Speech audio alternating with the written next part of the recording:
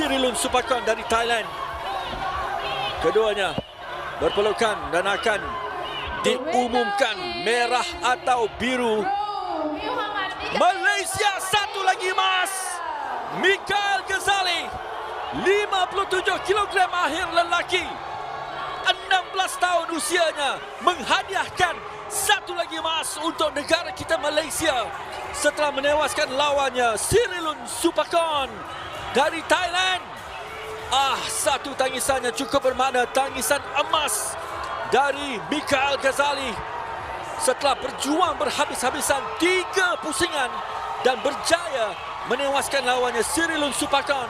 Kiraan mata yang tidak menyerah, menanti peluangnya dan akhirnya berjaya memenangi perlawanan ini dengan 29-28 emas untuk Malaysia.